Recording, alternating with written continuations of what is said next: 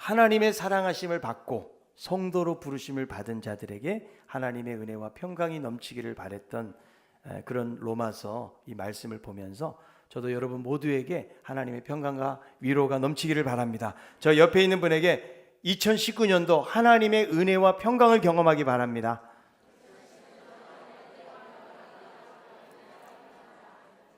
네, 오늘이 이제 2019년도 두 번째 주인데요. 저는 이 올 한 해를 시작하면서 우리가 가져야 될 중요한 마음가짐이 무엇일까? 다른 것들도 많이 있겠지만 먼저는 우리가 하나님 앞에서 신실한 예배자가 되야겠다, 이런 생각을 해보게 됩니다. 왜냐하면 신앙이라는 것은 하나님 앞에서 나의 태도이기 때문에 그런 것입니다. 사실 우리가 하나님을 섬기고 경외하는 것도 하나님을 어떻게 생각하느냐에 달려 있는 거예요. 하나님을 귀하게 여기는 사람일수록 귀하게 섬기는 것이죠. 그래서 여러분, 우리가 모두가 하나님을 다 섬기고는 있지만 태도는 다르다는 거예요. 우리 모두가 예배를 드리고 있지만 하나님을 사랑하는 정도도 다 다를 수밖에 없다는 것이죠. 여러분, 우리는 하나님을 왕으로 모시고 사는 사람들인 줄 믿습니다. 근데 정말 하나님이 왕이십니까? 우리가 고백은 그렇게 하지만 사실은 하나님을 왕처럼 모시지 않고 때로는 하나님을 이용하려고 하기도 하고 하나님을 조종하고 내가 원하는 삶의 자리로 하나님을 이끌어 드리기도 한다는 것이죠. 여러분, 실감이 안 날 수도 있어요. 누가 그럴 사람이 있겠는가? 여러분, 우리가 하나님의 말씀대로 살아야 되는데 그대로 잘 되지 않는다는 거죠. 여러분, 자녀들에게 아침에 잠을 자고 있는 자녀들에게 일어나라 한마디 했을 때 벌떡 일어나는 집 있습니까? 아마 용돈 준다 그러면 일어날 거예요. 그런데 대부분 많은 경우에는요, 장성한 자녀들도 한 번에 일어나기가 어려워요. 그래서 한 번의 말을 들어야 되는데 한 번의 말을 안 듣는다는 거죠. 우리들도 하나님께서 말씀하시면 아멘 하고 한 번의 말을 듣고 순종해야 되는데 우리는 그렇지 못한 삶을 살 때가 너무나 많이 있다는 거죠. 하나님에 대해서 감사해야 되는데 불평이나 원망할 때가 많이 있고, 정말 자원하는 마음으로 순종해야 되는데 그냥 이끌려서 그러지도 못하고 저러지도 못하는 상태로 끌려다니는 경우도 많이 있다는 것이죠. 저는 그런 생각을 해보게 됩니다. 하나님하고 친하다 보니까 너무나 버릇이 없어졌다는 생각을 해요. 여러분, 구약 시대에는 하나님이 임하시면 두려워서 가까이 갈 수가 없었어요. 하나님이 강림하실 때 그 산 근처에는 짐승들도 얼씬하지 못했고요. 그저 이스라엘 백성들은 산자락만 바라볼 수밖에 없었다는 거죠. 근데 이 신약 시대에 와서 예수 그리스도로 말미암아 그분이 이 땅에 오셨고, 그리고 지금도 성령께서 우리 안에 마음속에 계신다는 거예요. 너무 가까이 계시다 보니까 그 하나님의 영광, 위엄, 권세, 이것들을 생각하지 못하고 살 때가 많이 있다는 것이죠. 그래서 그분이 얼마나 찬양과 우리의 감사를 받으셔야 될 분인지에 대해서 우리가 감을 잃어버리고 살아갈 때가 많이 있다는 거예요. 여러분, 세상에 행복하고 좋고 기쁜 일들도 많이 있겠지만 우리가 예수 그리스도로 말미암아 이렇게 구원받게 되었다는 거, 인간은 타락으로 인해서 비참함 속에 이를 수밖에 없고 심판과 하나님의 형벌을 받아야 될 존재들인데, 그 예수 그리스도로 말미암아 우리에게 영원한 생명이 주어졌다는 이 사실만큼 여러분 기쁘고 감사하고 감격적인 일이 어디 있겠습니까? 그래서 저는 그렇게 생각해요. 예수 믿는 것만큼 행복한 것은 없다.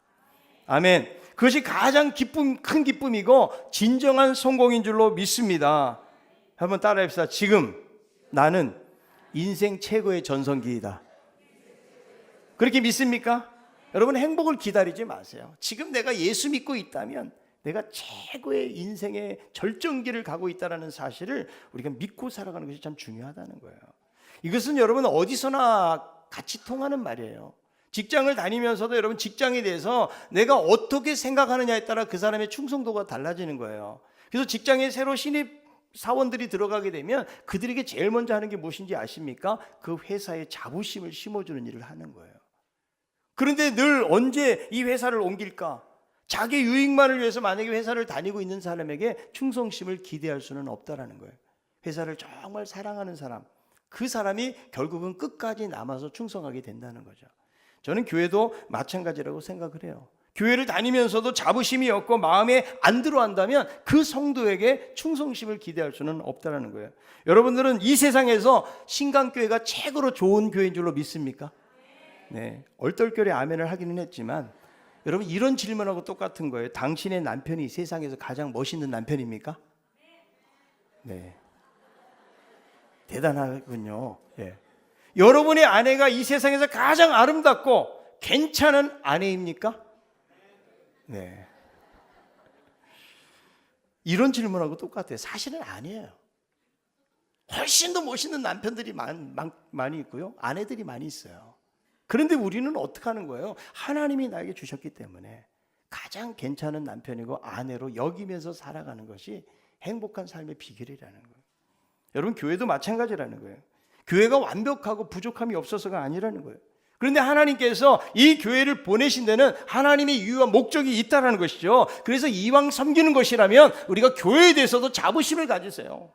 뭐 비교해가지고 열등감 가질 필요도 없어요. 하나님이 나에게 가장 최고의 교회를 주셨다, 이런 마음을 가지고 여러분 하나님을 섬길 때에 그 사람은 행복한 신앙생활을 하게 될 줄로 믿습니다. 여러분, 꼭 행복해서 웃는 것이 아니에요.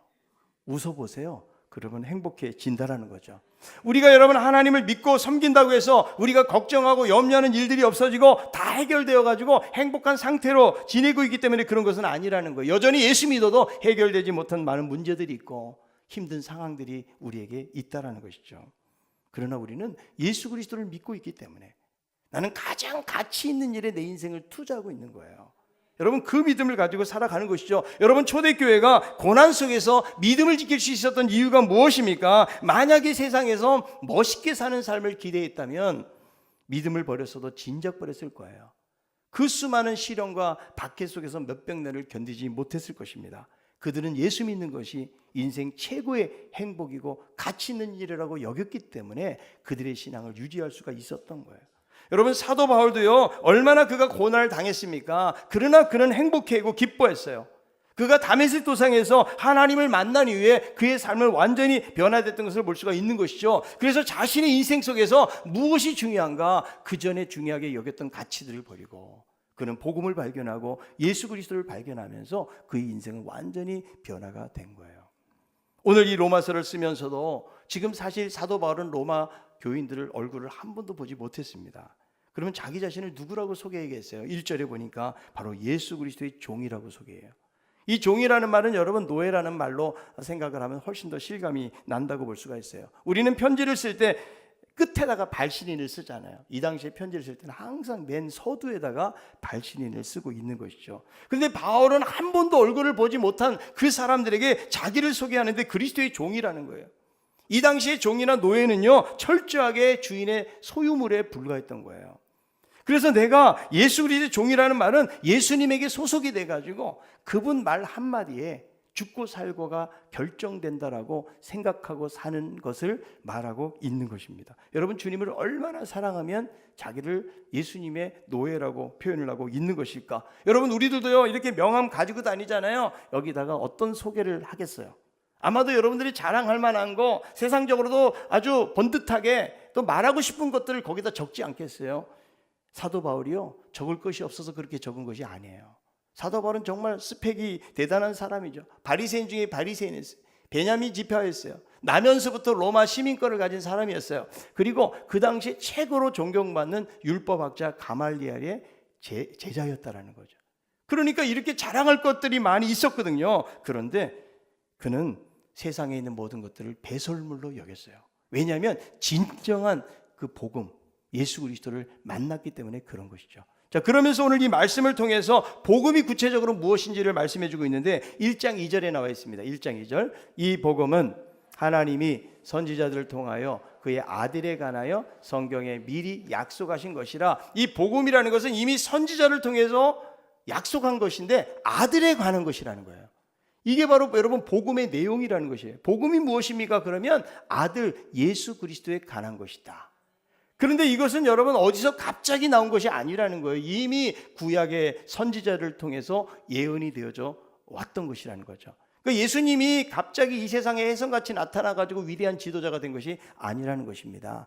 이미 성경 속에 약속되어진 것이 때가 참에 이제 하나님께서 예수 그리스도를 보내셨기 때문에, 그래서 약속이 있었고 그 약속이 현실 속에서 어떻게 역사적으로 나타났는지를 보여주고 있다는 거예요. 여러분, 이게 중요해요. 아무리 약속이 되어져 있다 할지라도 역사 속으로 오지 않는다면 약속은 헛것이고 신빙성이 없는 거예요.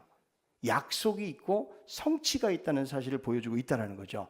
그렇다면 예수님은 어떤 분인가? 자, 3절에 나와 있는데요. 예수님이 어떤 분인가? 1장 3절 4절입니다.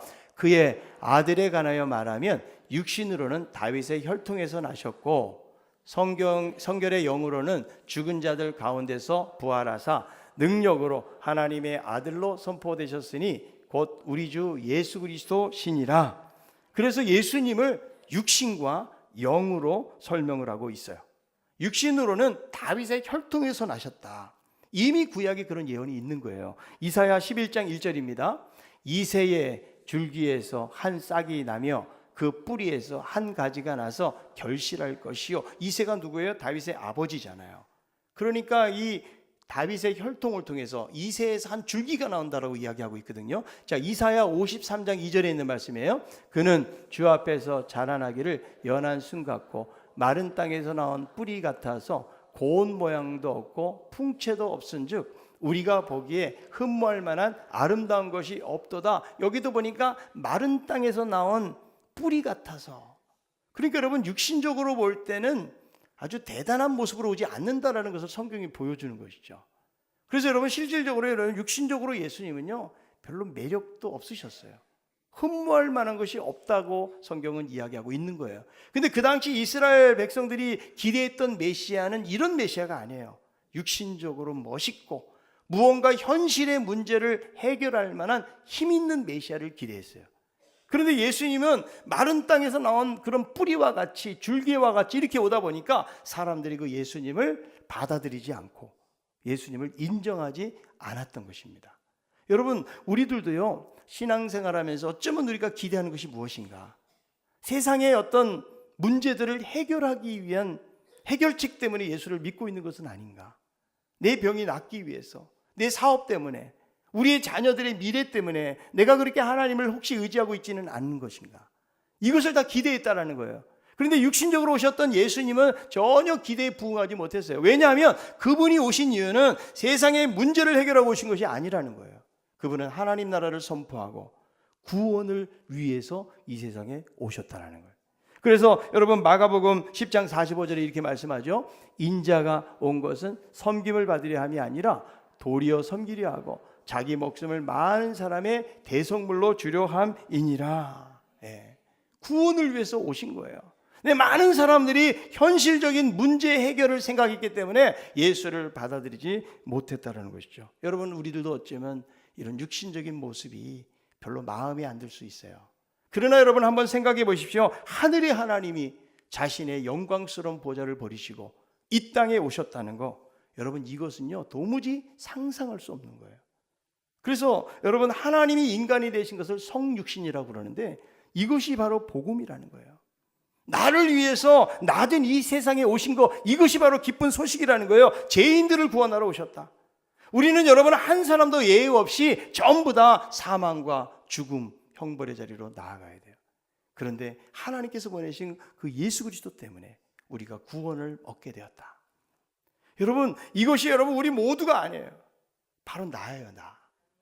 우리는 어쩌면 십자가를 이야기하고 구원을 이야기하지만 이것이 나에게 적용이 되지 않으면 아무런 소용이 없는 거예요. 여러분 그렇지 않습니까?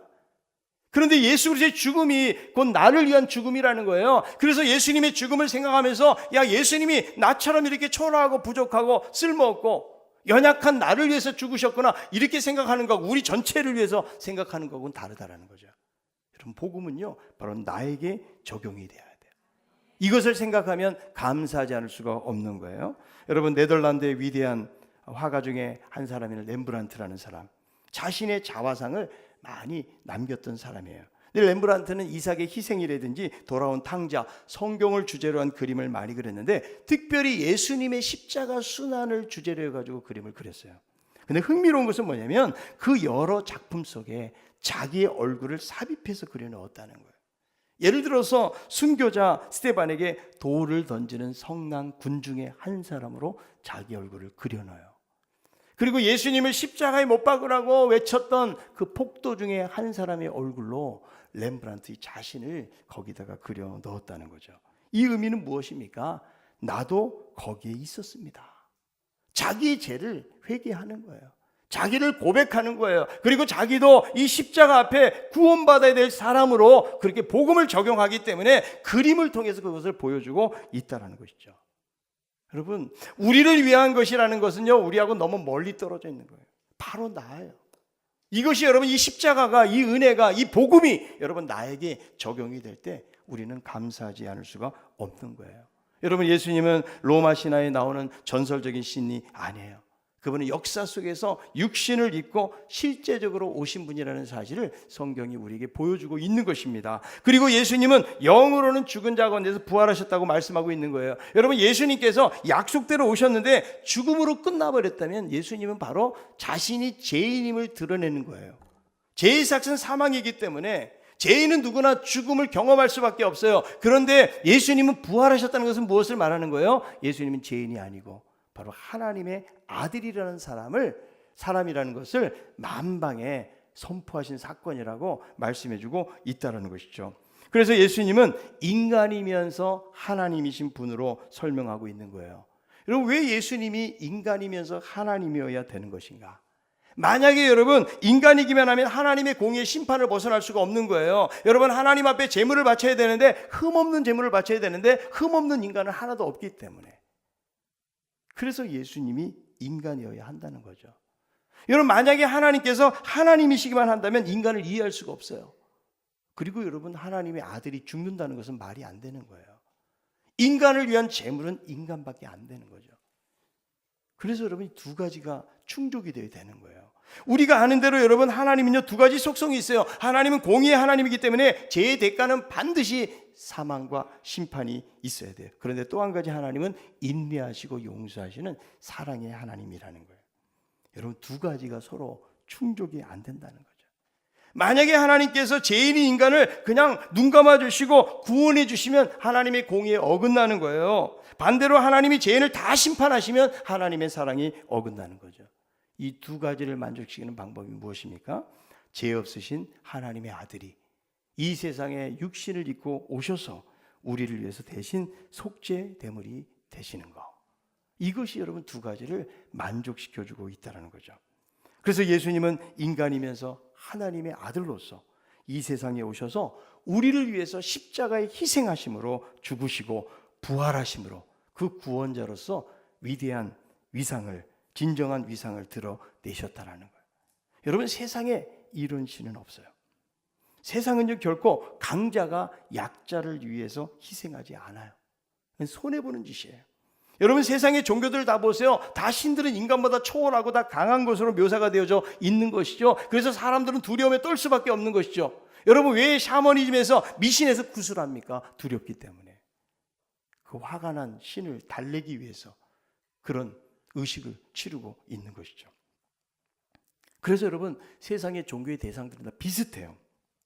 그러나 우리 주님은 세상의 왕이신데 그분이 죽으셨다.